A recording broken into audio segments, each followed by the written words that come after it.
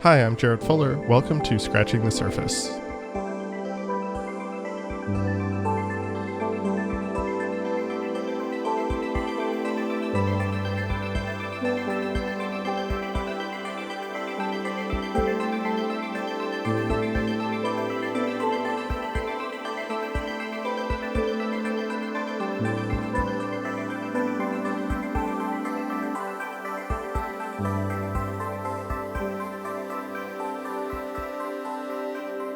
What is design's relationship to power? How can designers respond to these entrenched power structures that surround us every day and challenge them, critique them, subvert them, or interrupt them? There are a variety of ways to respond to and engage with these questions, and thankfully, designers today are increasingly looking for ways to interrogate this relationship, whether that be post-capitalist design or anti-racist design or decolonizing design. For Alison Place, these are feminist questions. Feminist design, she writes, is not only about what designers do and who does it, it is about how we do design and why. Her new book, Feminist Designer, on the personal and political in design, is a really wonderful, wide-ranging collection of essays, of interviews, and of case studies that explore the intersection of design and feminism and makes the case that all designers should be feminists. I'm excited to have Allie on the show today to talk about the book and the ideas in it and make the case that designers maybe should be less focused on problem solving and more as troublemakers. Allie is a designer, a researcher, and an educator at the University of Arkansas, where she directs the graphic design program. She has a background in graphic design and journalism and got an MFA in experience design. In this conversation, we use the book to talk about the shifting roles of design and its relationship to power. We talk about rethinking critique and what designers can take from feminist theory. Feminist Designer was one of my favorite books of 2023, and I hope this conversation can be a great intro to the ideas that Alison presents in it, and I really encourage you to pick up the book and spend some time with it. If you like this episode and what we do here at Scratching the Surface, I hope you consider supporting us on Patreon. Patreon supporters get bonus interviews, full transcripts of every episode, and an exclusive monthly newsletter. All of this helps keep the show free for everyone all the time. You can head over to patreon.com/surfacepodcast to sign up. Thank you as always for listening, and here is my conversation with Alison Place.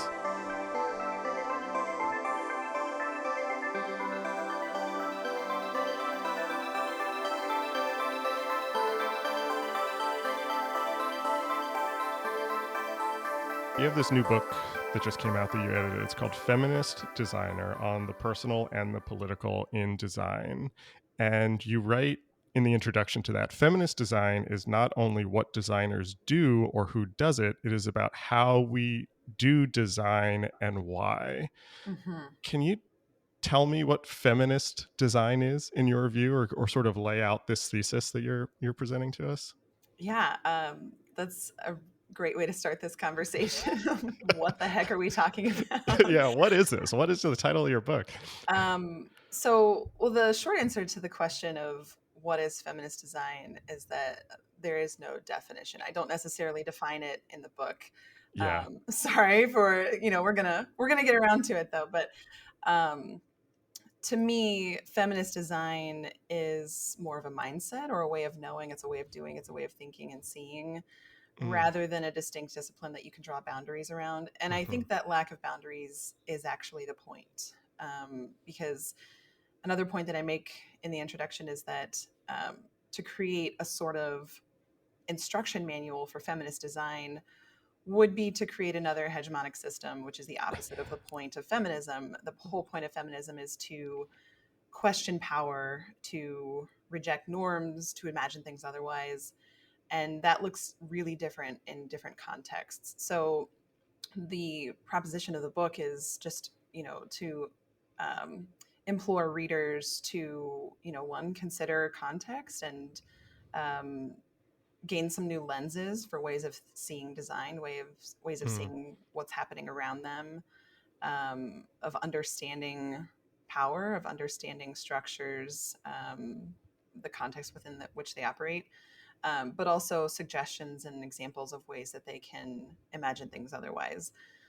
So it does not represent a defined recipe for what everyone should be doing. In fact, I think a lot of the contributors in the book grapple with that tension they feel of, am I doing feminist design? What is this? Do I even call myself a feminist? And Mm. that's part of feminism. That's part of doing feminism in design is, understanding its limitations, but not limiting ourselves within it. Yeah, it's interesting to me because you also talk about that with just the word feminism and to be a feminist, that there are different definitions for this, and different people have Mm-hmm. sort of different interpretation about what that means. And I think that sort of grappling in your book comes through in a really generative way.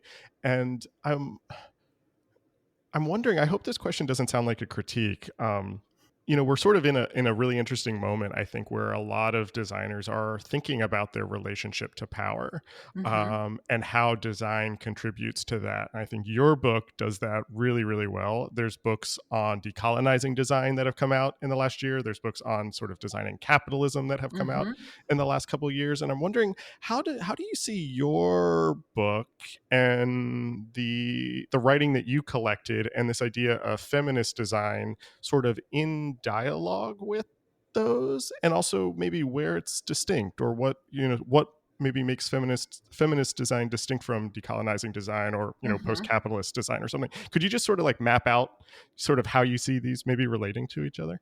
Yeah, I mean, it's such a great question because it's so easy to conflate these terms and to lump them together, Hmm. and Hmm. they kind of end up seeming like this just big word puzzle of socially conscious terms. Right, yeah.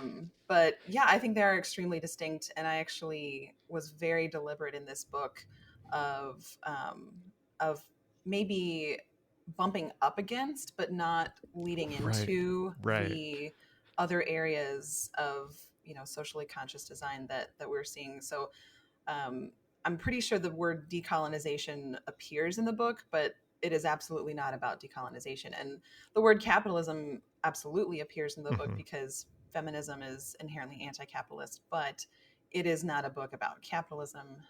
Same thing about like anti racist design. Like Hmm. these are Yeah. distinct ways of seeing how power works and ways of understanding how design operates within structures of power. So I really wanted to focus very clearly on feminist theory, and that's why each chapter and each um, section of contributions is very, very. There's a deep dive into feminist theory and feminist history with each one, and I made a point not to, try to explain like why is feminism not decolonization, because I'm not a scholar of decolonization, and it's not my place to to explain that to someone. But I absolutely share resources. There's a section at the end of the book which I wanted to be at the beginning of the book, but my editor didn't want it, so it's at the very end of the book. But it's a very long list of like further reading, and it definitely suggests things about like where to go if you want to learn more about anti-capitalist or like post-capitalist theories, or decolonization and things like that. So feminism is very much a way of seeing and a way of doing that intersects with all of those other disciplines, I'll say. But I think it is very specific. And when you dive deep into the theory of it and the history of it, you can start to see like how those things can interact and how they can actually benefit each other, but how they are about different things. One of the I mean, yes, I think all of these things do overlap, like you said, and so I don't mean. I hope this doesn't sound like I'm putting sort of boundaries around them, or separating them something. But one thing that I think is really comes through as something that feels sort of explicitly feminist that you write about in the book, and that comes up in many of the essays, is that part of this is sort of redefining what we mean by design, and redefining who gets to call themselves a designer. Mm-hmm.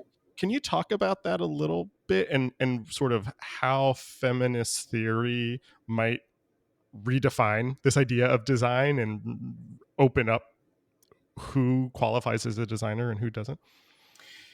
Yeah, there are a couple of pieces in the book that really grapple with that, I think, in a beautiful way. There's an essay by Claudia Marina, who's a design historian theorist, and she teaches interior design. And she has an essay entitled "Who Gets to Call Themselves a Designer?" But also some other, I think, dialogues in the book really bring this forth in different ways. This question of what do designers do, Mm, and um, it's sometimes it's about questioning what we have been doing, and sometimes it's about revealing what we have not been doing. mm, So I can think of several examples in the book. There's a really beautiful dialogue in the book with Jen Roberts, who mm, is a person who does many things, not just design. She talks about designers expanding their capacity for working with other people and understanding what their roles can be in a community. mm, And it builds on a lot of, I think, discussion we've had recently in design about what is the role of the designer, meaning designer as author, designer as facilitator, designer mhm, as X. So I think raising those questions is really important. And the reason it's important is because it's about relationships. What is the designer's relationship to other people, with whom they are designing, for whom they are designing, and how we frame those relationships. The reason I wanted there to be so many examples in the book is because I think there's so many ways to do that and to approach that. I want to get into some of the specifics in a second, a little bit more, but I have one more sort of general question Yeah. around ideas of feminist design that I'm curious if you can talk about, because you write on the first page, and I'm going to read back to you. Uh, the first page of your introduction, you say, we tend to overestimate how much of design's negative impact is due to individual designers' implicit bias, while overlooking how deeply entangled it is in complex power structures and deeply rooted systems of oppression. And your book is called Feminist Designer, Mhm. not feminist design, and then on the personal and the political in Mhm. design. Can you talk a little bit about that sort of intersection between designer and design and personal and political and individual bias and complex systems of Mhm. oppression? How do you sort of think about how those are in dialogue or relate to each other or influence each other? Yeah, this is a question I get a lot, and I think it's a great question though. And I actually intentionally did not answer this question within the pages of the book, because I hoped that people would infer something about it. But to me, this book is not about it's not about design; it's about people. And that's why there are so many people in the book. That's why each person, including myself, writes from a first person perspective. Um, Mm, the reason the book is called Feminist Designer is because um, doing feminist design is about the embodied experience of being a feminist designer or a designer who does feminism. Um, and embodiment is a very crucial component of feminist theory. It undergirds a lot of feminist works, like Bell Hooks writing about the mind body connection, or Donna Haraway writing about subjectivity and situated knowledge. And designers typically do not do embodiment very well. We are mm, we are mhm, taught to be neutral agents. We are taught to be passive observers. We are often taught to forget that we even have a body and to just focus on the work. Um, but that really obfuscates the way in which we are actually critical actors and we have a right. real impact. So the idea of being a feminist designer is to bring our focus back to our situated knowledge, back to our positionality, like our position within structures that are social and related to power and things like that. Um, if we bring our focus back to our own situated knowledge and our role, we can be empowered to design from there. That's not a bad thing. And it's not about, centering ourselves, because I think that's a really different thing, Right. to center our experiences or to center our knowledge specifically as designers. It's about being aware of what is shaping our view, and finding ways to Mm, design for and with people that are respectful and equitable, by standing firmly rooted in our situated knowledge, in order to see what we see and don't see. I think that's really, really well said. And I think one of the things I found really fascinating in the book, you write that feminism can be understood as a world making project. And I think world making, world building, those are sort of buzzwords in design sometimes also. Yeah. But you're really, you're really pointed in this, I think, when you say that world making, you sort of set this as the opposite of solutioning, or problem solving in the Mm-hmm. way that design is typically seen. And you talk about how world making or world building sort of recognizes this complexity, and these sort of biases that you're talking about. And this, I mean, this goes back to what you said right at the beginning about, you didn't want to create a framework because that would do the opposite of what feminism is. Yeah. Not a I heard. toolkit. Right, I was gonna say I heard you give a talk where you said the revolution will not be toolkits, which is sort of the impulse of the designer. Can you talk about this idea of world making and how to think about world making not as problem solving or as solutioning, as you call it? That's such a good question, and I hope it's the question that everyone has, reading the book, because um, solutioning. I write a lot about this in the chapter about liberation. Solutioning is this impulse of designers that is hyper focused on a singular moment or a singular context or a singular audience, and a singular point in time. Mm, And it's so out of tune with the context around it, the historical context or the social context, and it is an approach that's very blind to what's really going on. And it's also an approach that really gives the designer this excuse to kind of just drop in and drop out really quickly, which I think we've all mm, done. We've all been a mhm, part of a project that was like that. And maybe you felt kind of icky about it, or maybe you didn't realize that other people felt kind of icky about it. But um, I think the concept of design as world making brings our focus back to that bigger picture, um, back to thinking about the political, not just the personal. But it's the idea of a long-term investment, a long-term relationship, this is mm. this is expounded upon in many of the essays and case studies in the book, in the liberation chapter, but also in the community chapter. Um, this idea of design as relationship building, design as community building, Right. and how that plays out in a way that benefits people. To be frank, as Yeah. opposed to harming people. And I think it's, as you said, it's not always about an individual person or an individual moment of bias. It's very much about these structural ways that we have about going about things, whether it's the nature of institutions, or um, the relationship of power between different entities, and just things like that. And that context is so critical to understanding what our individual impact actually is as a Mm. designer.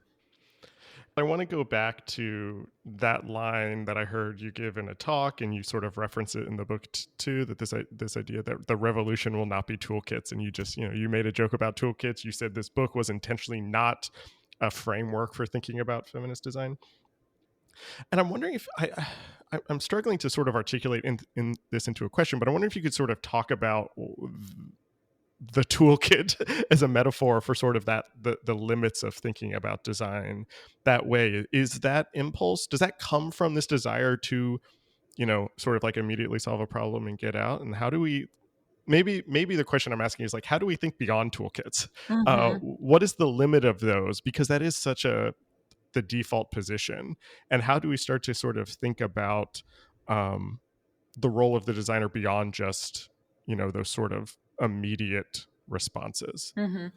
Yeah, and I stand by my critique, but I also want to say that I don't mean to imply that no one has ever made a toolkit that's useful. Like there's a time and a place for a toolkit, but I do think it is a limiting approach, and it's something that we see a little too often. We see a toolkit in place of something that should instead be like critical thinking about Hmm. broader Hmm. structures and Hmm. um, institutions and power and things like that. But I think we can use the toolkit as a metaphor.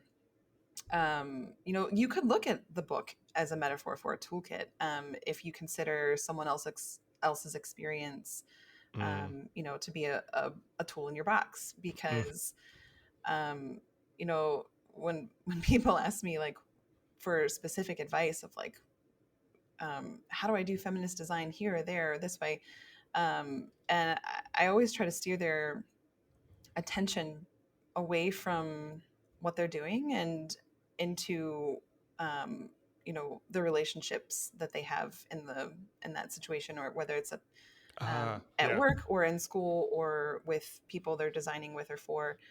I think a lot about this quote that's in, I think, the last chapter, a quote from Silas Monroe that he gave in a talk. And he said, basically, I'm paraphrasing, lately I've been focused more on being a better person, not on being a better designer. Yeah. Yeah.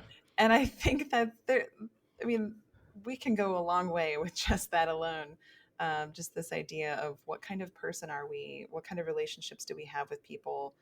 Um, and I think that to me, that's the opposite of the toolkit, is being Mm. in tune with um, those those broader contexts within our lives, within our workplaces, within our classrooms, whatever it is. Another way to sort of like respond to that is something, my favorite sentence that you write in the book is in the plurality section, the intro to the plurality section. And I've thought about this so much since I read the book, and I love I love this line. So I just want to hear you sort of talk about it more. You say the task of the designer is to respond to trouble with trouble, to stir up debate, interrupt what we are doing, disturb thinking patterns, and trouble the story in order to change it. Hmm. And I think that is so true, and I think that is also really provocative, because I think we are taught from the earliest moments in design school uh, that we're to solve problems, that we're not to Hmm. respond to trouble with trouble, that we're not to complicate, to interrupt, to debate. Right, we're the Um, fixers. Right, right. And so can you talk about like what that looks like? I'm not asking you to, I know you just said you don't like to give people sort of direction, but what does that look like to respond to trouble with trouble, for a designer? um, that's such a good question. Well, the first thing I'm thinking about is, I went back and listened to a few episodes of this podcast, just thinking Uh-oh. about, the way that we're talking about these concepts in general.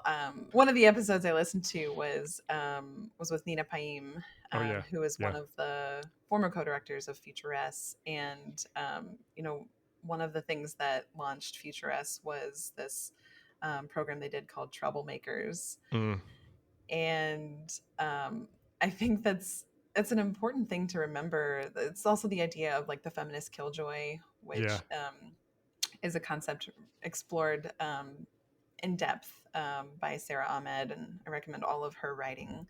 If you want to know how to be a feminist killjoy, she has an actual handbook for you. A But toolkit? She wrote a toolkit? she calls it a handbook. Okay. Maybe to designers it's a toolkit. But I think that's an approach that I think is made evident throughout the book, with examples and citing moments in history where sometimes being a feminist, yeah, is like being covert about your politics, or maybe it's about Mm, being selective about when and where you choose to speak up about something. But so much of feminism is just about consistently voicing your critique of what's happening. Mm, Another mm, thing I've heard Nina say is that feminism is a full-time job, yeah. and it's not Yeah. something you can put away once in a while. It's very much a place that you inhabit constantly, and to be sure, it involves navigating a great deal of tension in different places, such as your work or your classroom. But um, it requires a commitment that is, um, you know, it asks a lot of us. I think that full time job asks a lot of us. Can we talk about that, like, Yeah. specifically in your full-time job? Job? I mean, because I was reading the book as an educator. You are an educator, and I Hmm. was sort of realizing how many of these ideas are central to how I operate in the classroom already without having that language. I don't. Um, I don't think I realized how much of my sort of educational philosophy was a feminist educational philosophy, to be honest, until reading the book. And I'm wondering how this changes your position as an educator, or your position in the classroom, or challenges the hierarchies in the classroom. How do you sort of actually think about this, when you are with students in a space together? My domain is academia, but I've worked in other places. I have awareness of other workplaces, but currently my domain is the classroom and the institutions of academia. Um, it's funny, I you know this, being an educator at a research institution, no less. Academia is such an easy feminist project. Like, there's just so much to critique. Yeah. It's so obvious, and yet um, it's so hard to make change. It's Yeah. so hard to make change, um, and I think your ability to affect change within that environment is has a lot to do with, the nature of your institution, the history of your program, and the relationships with other people and things like that. But I think the classroom is the one place where you can really do what you want to do. Mm, And so it's it's the best type of feminist project, I think, is bringing it to your teaching, and the ways that you show up as a facilitator and an educator in the classroom. There's several examples of this in the book, and they're really wonderful ways of thinking about the classroom. And one of them is about thinking about design education as a matriarchal project, hmm. and that's by two design educators, Ayako Takase and Heather Snyder Quinn. There's a few other perspectives shared by educators in the book. One of them is a great essay by Becky Nazadowski about actual projects she has led within her classroom and how she led those projects in a feminist way, bringing intersectional feminist concepts to her teaching. It's a really, I mean, again, not a toolkit, but like some really Yeah. useful Yeah. examples of how to apply these concepts. Um, so I think that space is my favorite space to bring, Hmm. my feminism to. Um, and I don't write a lot about this in the book, but um, I think of this book as for my students. I wrote this book for my students. Mm, I've been teaching for almost 10 years now, and I was a teacher in the mid 2010s. I was a teacher during the 2016 election. I was a teacher during the Women's March and Me Too and the Dobbs decision. Like, hmm. my teaching is constantly being shaped by these moments that we are in, but also, I can see my students being shaped by these moments that we're in. And so Yeah. many of my students have been demonstrating a real motivation to bring feminism to their design work in different ways, whether it's taking on feminist issues like reproductive justice or mental health, um, by wanting to change the way that they um, talk about things in their work. Hmm. But I observed something pretty consistently, at least in my students where I've taught in two different states and two different regions of the country. And um, they were demonstrating that motivation, that passion, but I was not seeing um, a great deal of understanding on their part of the roots of feminist history, or Mm, the foundation of feminist theory, and their ability to connect what they were doing back to what's been done before, or back to what others are doing. And I think that's such an important part of feminism, is like the way that any feminist act is enmeshed in the broader context of feminism, and the historical context of it. So that's a large part of why I wrote this book the way that I did, was because I wanted it to be fun, I wanted it to be exciting, I wanted it to be just really meaningful, but I also wanted there to be a little bit of like a history and a theory lesson. yeah, yeah, Like if you can't fit feminist theory into your class schedule, like you can read this. right. And I wanted there to be that. I wanted them to gain an understanding of how they can think critically about situating their work within feminism, within politics, within the politics of design, within Hmm. the history, within the moment that we're in. So all of those bigger concepts can be brought to their project, that their poster project about mental health or something.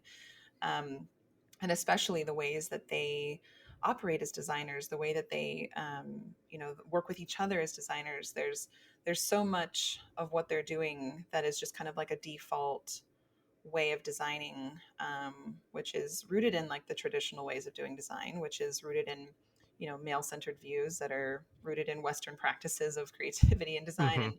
and all of those things. So being able to situate themselves within that, and having the skills to critique what they see, to think critically about what's happening around them, um, but also to have really, a myriad of examples of ways to, again, imagine things otherwise. Because this is this generation of students, they're the ones who are going to be moving feminism forward. And I really want them to know what they're doing when they do it. One of the things that I think about a lot, and this is not really in the book uh, much, if at all, now that I recall, but something that I think about a lot is as a as an educator is the critique, and how we how we talk about each other's work. And I went through a design system where critique was basically there's good design and bad design, and good design is basically like the Swiss modernists. Yeah, And same. then how far you diverge from that is like what the critique is about, you know? Yeah, me Um too. That was my yeah, okay, experience. great. And for a long time that has not felt sufficient, and I have tried to avoid that as much as I can, but I'm wondering how you think about like what a feminist critique looks like, or how you think about critique in your classrooms to encompass this wide range of ideas that you're talking about and that Hmm. your students are bringing, to the table. It's no longer just a formal exercise. There's all these layers, and I'm wondering how you do that or how you think about doing that with your students. Yeah, again, it's not, I mean, there's so many possible answers to this question. Um, I I hesitate to, give a specific example. I would say it's more of a thought exercise. So if we're applying that lens of, seeing things for what they are and imagining them otherwise, that allows us to, take a look at the traditional critique and understand what's happening there. What's happening there in terms of power? Mm, Where is the power in that classroom? How is power operating? What is the outcome that power is generating? yeah. But also, thinking about other concepts that are really important in this book, like community or plurality. How are we understanding, the lenses through which we are viewing work, but also the lenses through which we are viewing each other? Mm, And so then that gives you the opportunity to see that, okay, this is not just, the ways that we do design, the ways that we do a critique, they didn't just appear out of thin air. They right. are Right. rooted in something. They're rooted in a history of oppression in some way. They're rooted in um, a traditionalist approach to something. Like there's something to pick apart in everything that you're doing, why it is the way it is, why we have always done it the way we've always done it. So if you're able to just think critically about what's happening or what's always been happening, um, I think you can always come up with a way of imagining it otherwise.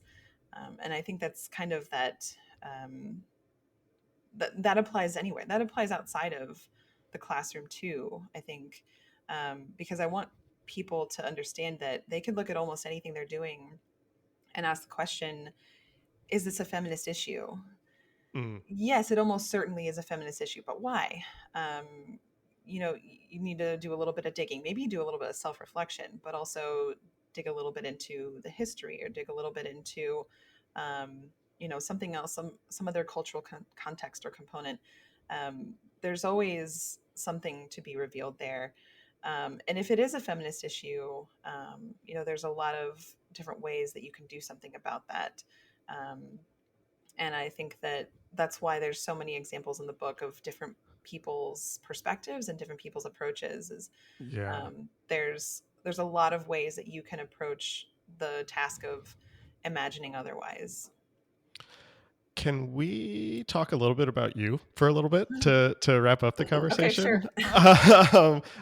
Because I'm curious, because you studied in undergrad, you studied graphic design and journalism. Is that right? Yes, I am a designer and a journalist, I would And say. and we talked before, before I hit record, that you think of yourself as a writer. I'm curious sort of Mhm. how that double major, or sort of studying both of those, how they maybe influence how you think about what design is, and what design can do in the work you're doing now.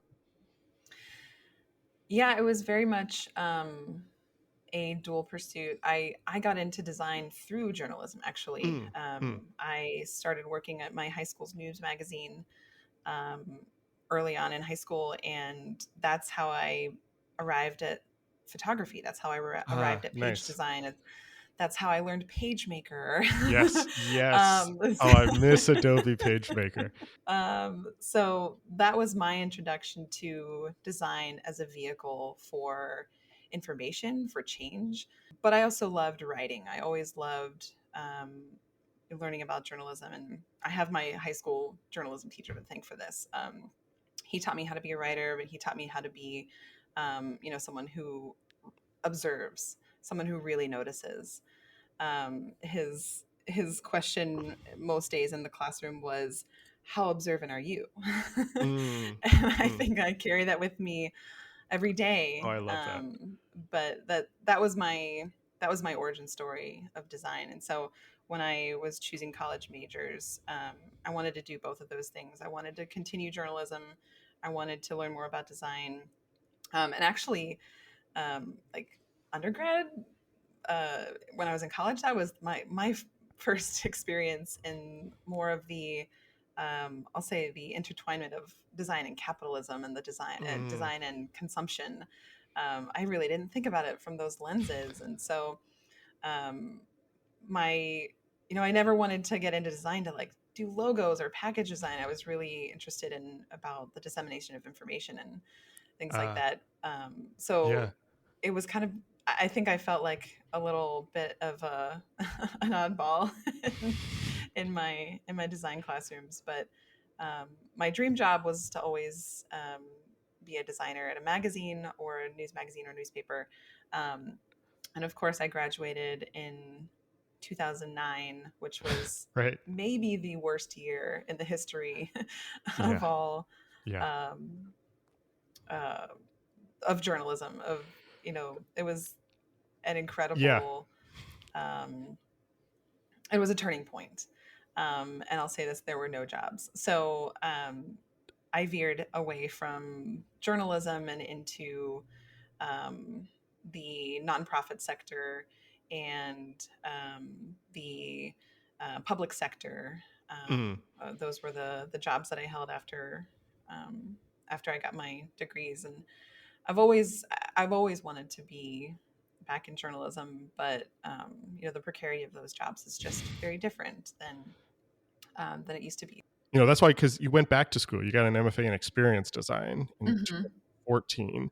Was that, can you talk a little bit about like what you wanted from that and why you sort of like went deeper into design at that moment in your career? Well, a couple of reasons. I think there are a lot of the classic reasons why people go to graduate school is I just wasn't sure what I wanted to do next. Yeah, yeah, yeah. And I was looking for a way to find out the answer to that. I did always have an interest in teaching. So it Mm, felt like, a simple decision to say, like, well, if I want to be a design educator, I will start to work on getting the credentials to eventually do that. But I wasn't sure when I was going to do that. So graduate school for me was a way to figure out why I am a designer in the first place. yeah. And I was ready for that. The first year of grad school always takes you by surprise, Yeah, and yeah. I was very ready for that because I was just a little bit jaded and a little bit tired of Yeah, yeah. That like sounds just right. of the business as usual ways of doing design and how that worked, especially in a workplace. Um, so um, yeah, I was really lucky to be in the first inaugural class of a new program at a university where I happened to be employed, and I was Mm, able to stay employed while doing my graduate degree. So um, it's not easy to work full time and go to school, but it was yeah, worth it yeah. because it really helped me. Um, it helped me stay focused, but it also helped me see um, the impact of what I was learning in an immediate Mm. way because I was still working. The reason I ask you about grad school is because you were in grad school at the same time that I was in grad school. I was in grad Mm. school 2015 to 17. Hmm. Um, and that era, and you mentioned this already, the 2016 election, sort of Hmm. this, sort of like crisis of democracy, sort of all of these questions. It, being in grad school through all of that was so foundational for every Hmm. all the work that I have done since then.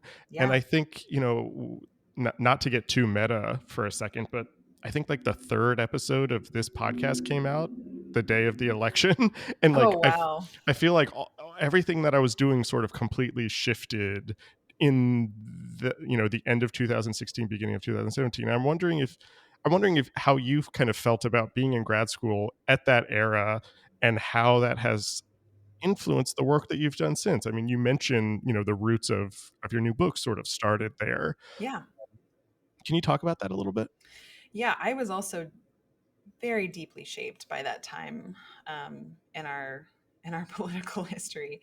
And it's funny to look back on it in hindsight because, if just think if you could sit in 2016 and know what the next 7 years would look like, what would you have done? Yeah, yeah, Luckily, we only had that moment to grapple with at the time. yeah. But yeah, it is deeply interconnected to my work because I share a little anecdote about this in the preface of the book. It has to do with kind of why I wrote this book, and one of the short answers is I wrote the book that I needed in that Mm-hmm. moment when I was in Mm-hmm. graduate school, Mm-hmm. and I had a really unfortunate incident with another professor um, who Right. um, tried to sabotage a research project that I was doing because that is how much he hated Hillary Clinton. And I don't go into details of this in the book. I just kind of hint at it because, I'm not interested in stirring up any ill will towards any individual person. But I remember in that moment thinking, um, there's got to be something I can do about this, and I didn't know what it was, Mm, and I needed something to turn to in that moment of because I was doing research about politics, I was doing research about feminism, mm-hmm. and I felt so isolated in that moment. And I had good mentors around me. I had supportive students around me, my peers, but um, I did not have like the feminist guidance that I needed, to keep doing my research, and to not get sidetracked. And so it was just such a pivotal moment for me. And I realized that if I want to be a researcher who does things in a feminist way, I really need to do a lot of research and knowledge. Like I need to learn a Mm-hmm. lot of things about this. And when I went to go digging for it, it just wasn't really there. I had to piece together things from other disciplines, Mm. to figure out how I could apply it to what I was doing. And again, this is a while ago. This is 2015. Yeah. Yeah. We didn't have Future S. We didn't have data feminism. We didn't have design justice. We didn't have any of these amazing Right. resources that have Right. come about in the past few years. What I had was a few academic papers and some books that were like 10 or 20 years old. And the place that I started to find what I was looking for was, in just like the deep foundational roots of feminist theory. And the more I was able to connect that to what I was doing, the more sense I could make of what was happening, and how my work was being operated, but also being received. And so that's what set me on the trajectory for writing this book. But yeah, it is so, I, it's so hard to write a book that is timeless. Like I wanted this book to be, Yeah. I wanted it to be relevant, no matter when you pick it up. But I also, you cannot deny that it is of a moment, it is of a time and place. Yeah. And it's deeply connected to what we're experiencing then and now, which is, the intense backlash to the rise of feminism since the 2016 election. What's next for you? You just had this book come out. It was a long time coming. What are you thinking about now? Or like where do you see all this going? Yeah, actually, I have not talked about this, Huh. and I don't know when this is coming out, but maybe by the time this podcast airs, this will be, announced publicly. I'm also working on an open source archive, related to feminist design. And it's very much inspired by, other archives that are, I think, making a really big impact in the field right now, like the People's Graphic Design Archive Mhm. and things like that. Um, it's it's a place where anyone can submit anything, and it could be their own work or someone else's work, or just a piece of writing. It could be literally anything, but it's a way for us to start to harness the quality and the quantity of, um, of feminist Mm, designers. that's great. And part of me, I'll say the reason that I had to do this project was because, one of the very first steps of writing this book was I put out an open call for contributors, and I received almost 150 contributions or submissions Wow. to that. Wow. And I was so overwhelmed, and I was like, wow, I obviously, I have to operate within the constraints of a book, which is page limits, word counts, things like that. I could not include most of what was submitted, but every single thing that I read in those submissions deserved a platform, and it deserved to be shared. And so I just knew that there was, like, the book was not enough. The book was not enough to Mm, document what's happening. It's not enough to document the ways things are changing or evolving or growing. So I wanted there to be something that was more, um, um, responsive to the field of design, being done through a yeah. feminist lens. And so that's what I'm working on right now. I'm working on it with a wonderful web developer, and we're hoping to launch it in the spring semester, which is anywhere between January and Right. I know how May that for me. goes. But yeah, that's next, on my agenda. And from there, I just want to continue to find ways to share and give platform to the amazing people, who are doing work Mm. like this, and the incredibly thoughtful, and innovative work that they are doing. I think that is a nice way to wrap up. So I'm going to ask you the question that I used to end all of these. I'm curious what you're reading right now. Yeah, well, as we talked about, I've been on maternity leave for a semester. So I love to read. do a lot of reading, but when you have a 3-month-old, it's not something that you have a lot of Right. time for. But something that I just picked up and started reading is a book called Conflict is Not Abuse. Mm. The subtitle is Overstating Harm, Community Responsibility, and the Duty of Repair. And that's written by Sarah Schulman. And it's something I picked up because I've been thinking a lot about how we do community and how Mm. we work through difference within communities. And this is touched on really briefly in the book.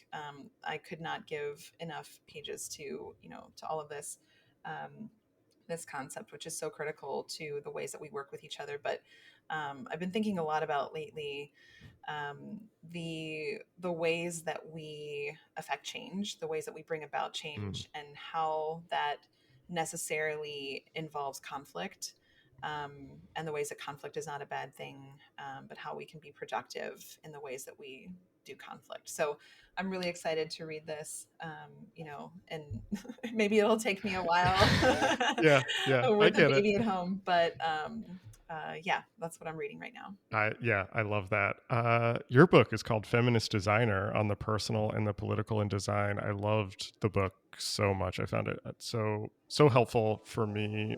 Allie, this was such a great conversation. I'm glad we got to do this. Thanks for being on the podcast. Yeah, thank you, Jared. This was really wonderful.